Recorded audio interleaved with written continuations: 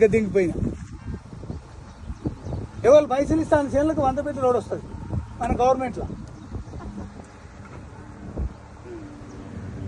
8 ఎకరాలు వాంది మిగిలితే 6 గుంటలు నాది పోతుంది 5 ఎకరాలు నాది పోతుంది అని నెల వల్ల వాడి చచ్చిపోయినవాడు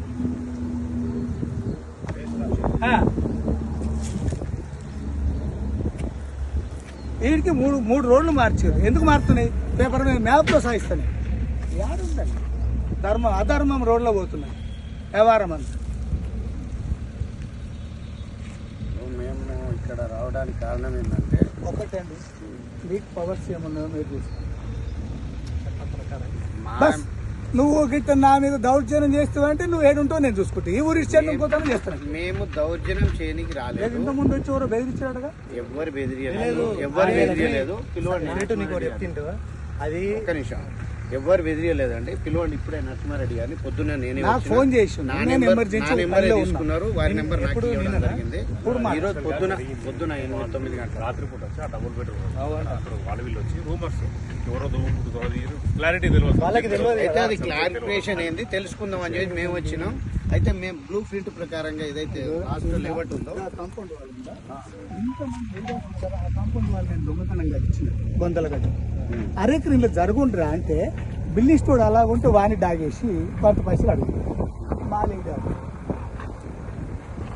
ఎవరండి హరిచంద్ర మహారాజు ఇప్పుడు చెప్తున్న కౌన్సిలర్ మోతవరనుకున్నా ఆ బొందల గడ్డ నాకు ఒప్పుకున్నావే అందరికీ నేను కన్స్ట్రక్షన్ తీస్తాను ఊరగొట్టుకు వచ్చి ఊరగొట్టు సూతాం కోర్టులో చెప్తాను చెప్పి చర్చ ముంగట.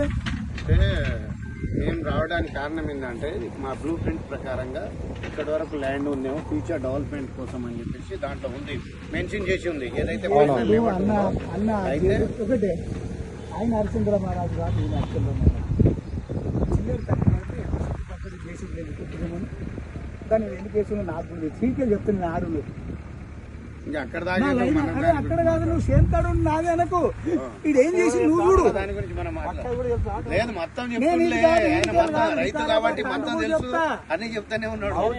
తెలుసు ఆయన ఆవేదన తెలుసు మనకు తెలుసుకోదా. నా బిజినెస్ కూడా అదే, కాకపోతే లెక్కతో ఉంటా నేను దాని రోజులు పోను. కాకపోతే మా బ్రదర్స్ అమ్ముకొని ఎక్స్టెన్షన్లో నేను అనుకుంటున్నాను.